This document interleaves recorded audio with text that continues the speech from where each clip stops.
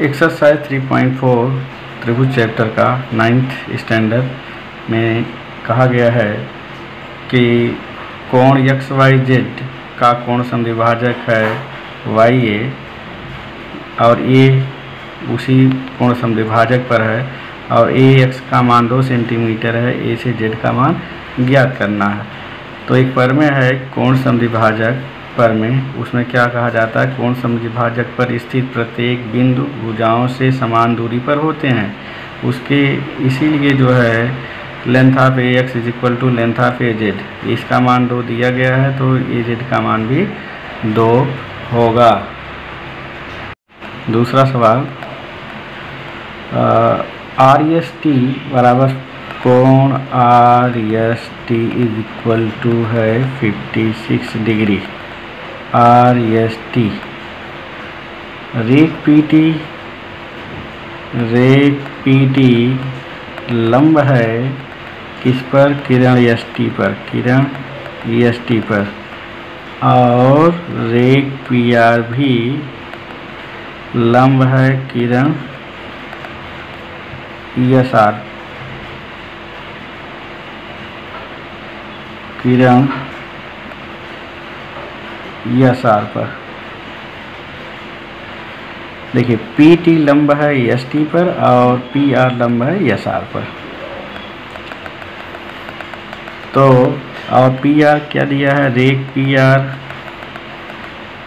सर्वांग है रेख PT से, दोनों बराबर भी हैं, माने ये और ये बराबर है।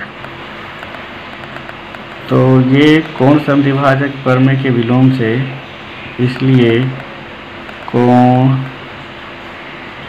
समद्विभाजक प्रमेय के विलोम से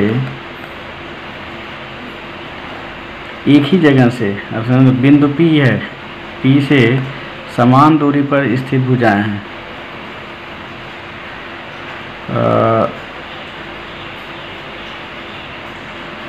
बिंदु P कॉमन है, बिंदु P रेख क्या, किरण कह लीजिए, किरण SP पर स्थित है और रेख PT लंब किरण ST रेख PR लंब किरण ESR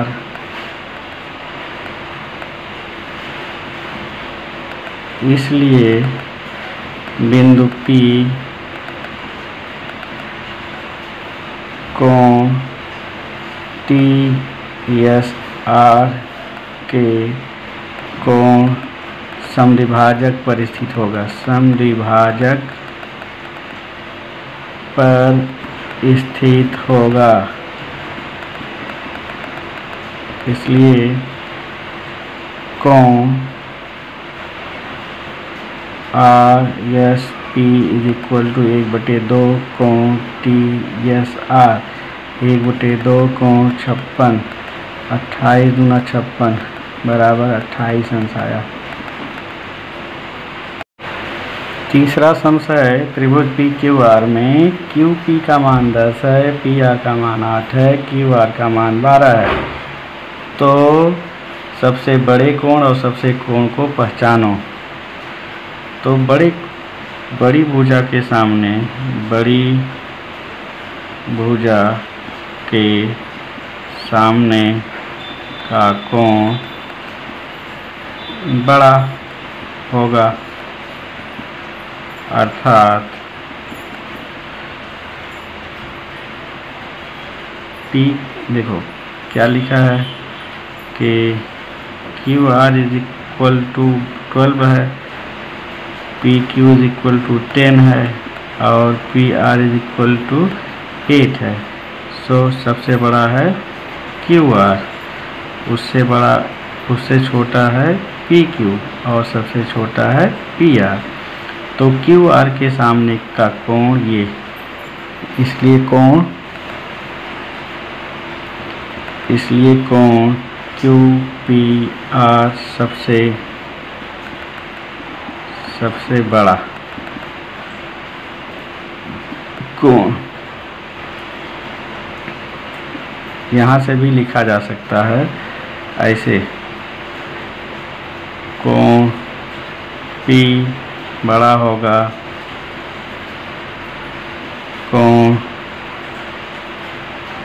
PQ के सामने कोण R, और कोण Q सबसे छोटा होगा। Q क्यों छोटा होगा? क्यों P R सबसे छोटा है, तो सबसे बड़ा कोण, ये चीज़ यहाँ लिखना चाहिए। इसलिए कोण QPR सबसे बड़ा और कोण PQR सबसे छोटा कोण होगा। चौथा तो स्वयं हल करो। पांचवा है समबाहु त्रिभुज के सभी कोण न्यून कोण होते हैं। ये सिद्ध करना है कि समबाहु त्रिभुज के सभी कोण न्यून कोण होते हैं, ये सिद्ध करना है। तो यहाँ एक दत्त लिख लेंगे, त्रिभुज ABC में AB = BC = AC। सिद्ध क्या करना है?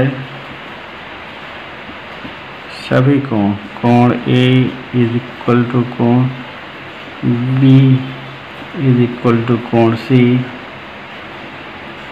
या कामा दे लीजिए, सभी न्यून कोण हैं, सभी न्यून कोण हैं। अभी उपपत्ति हम लिख लेते हैं।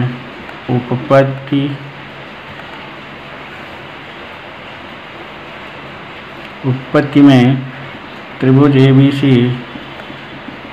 समबाहु त्रिभुज है, इसलिए रेख AB, रेख BC, रेख CA, इसलिए AB के सामने कोण C, रेख BC के सामने कोण A, AC के सामने कोण B होगा, और कोण A धन कोण B धन कोण C = 180 डिग्री।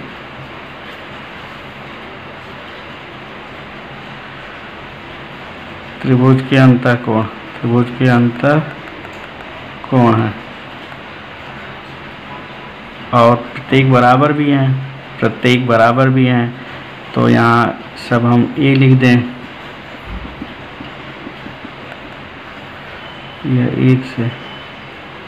एक से आया, तो 3 कोण A = 180, कोण A = 180/3 60 डिग्री होगा। इसलिए कोण A = कोण B = कोण C = 60 डिग्री, सभी न्यून कोण हैं।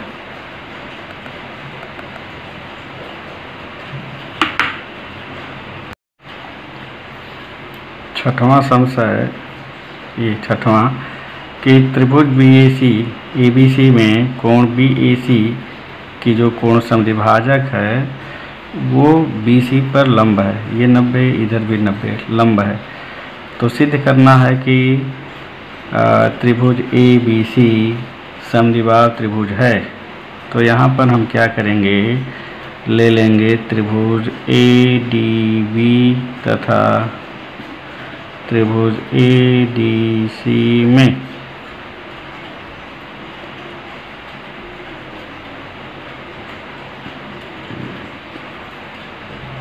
क्या ले लेंगे,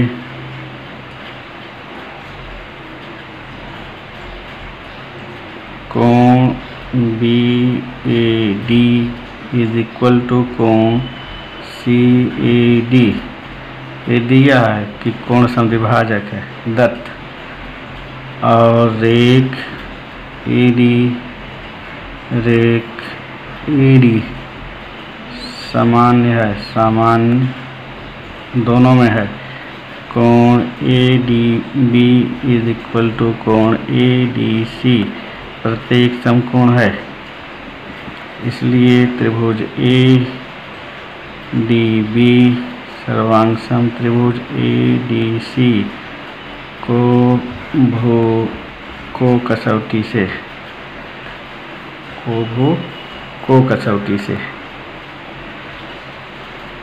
सर्वांग सम हो गया, इसलिए भुजाएं भी बराबर होंगी, माने ए बी बराबर ए सी, इसलिए ए बी रेख ए बी सर्वांग सम रेख ए सी सर्वांग सम भुजाएं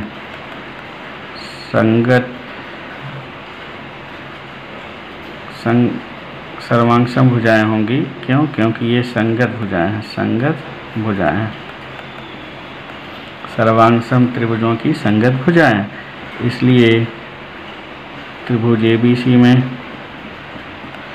रेख ए बी सर्वांग सम रेख ए सी, इसलिए त्रिभुज A B C समद्विबाहु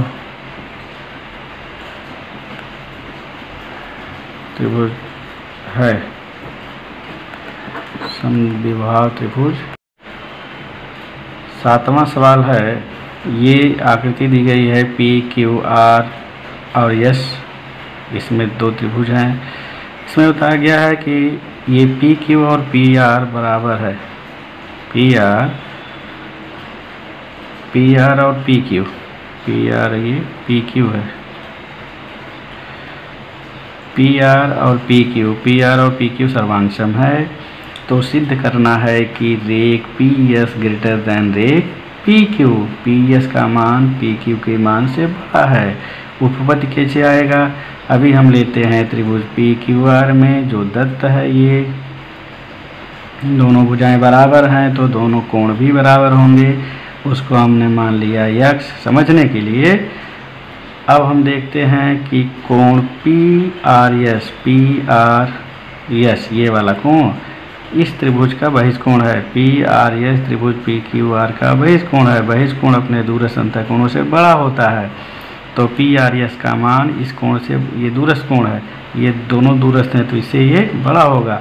P R S greater than P Q R माने जो यक्ष माना गया, और ये पी आर क्यू, अब यह बहिष्कोण हो गया इस त्रिभुज का, तो इससे बड़ा होगा यह पी आर क्यू त्रिभुज पी आर एस का बहिष्कोण है, इसलिए त्रिभुज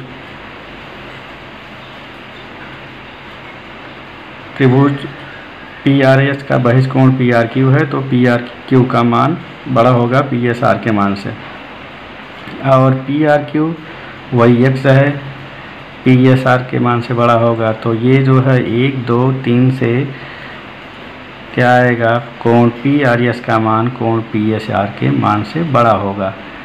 अब हम ले लेते हैं त्रिभुज पी, यहाँ पर लिख लेते हैं त्रिभुज पी आर एस में जब कोण पी आर एस का मान पी एस आर से, ये भुजा पी एस अब भुजा पी आर का मान, ये यहाँ नहीं रहेगा, यहाँ लिख लेते हैं, जाने दो। कोण P R S greater than कोण पी एस आर, इसलिए इसके सामने की भुजा पी एस बड़ा हो जाएगा भुजा पी आर, लेकिन पी आर भुजा पी क्यू के बराबर है, इसलिए भुजा पी एस ग्रेटर देन भुजा पी आर। लास्ट सवाल है 8वां, त्रिभुज, इस त्रिभुज में ए डी और बी शीर्षलंब है, त्रिभुज ए बी सी के शीर्षलंब है, और ए का मान बी डी के मान के बराबर दिया हुआ है, दत्त है। तो सिद्ध करना है कि रेख ए डी सर्वांग सम रेख बी AD, ये जो शीर्ष लंब है और ये शीर्ष लंब है दोनों सर्वांग सम है। अभी उपपत्ति देख लेते हैं। त्रिभुज ABD, देखो यहाँ से चालू किया, बड़ा वाला कर्ण लिया ABD, तो दूसरा भी कर्ण ही लेना पड़ेगा। क्या लेना पड़ेगा? BAE में रेख BD और E, ये दत्त से E और BD दोनों बराबर हैं, और AB जो कर्ण ही है दोनों का सामान्य है, और कोण ADB और AEB दोनों 90 अंश के कर्ण लंब हैं, लंबवत हैं, इसके लिए 90 अंश है। तो त्रिभुज ABD सर्वांगसम त्रिभुज BAE कर्ण भुजा कसौटी से सर्वांगसम हो जाएगा। तो सर्वांगसम त्रिभुजों की संगत भुजा है रेख AD और रेख BE, संगत भुजा हो गया। ये सिद्ध करना था हमको, ये केवल ध्यान देना है कि ये एक ही संगत में होना चाहिए।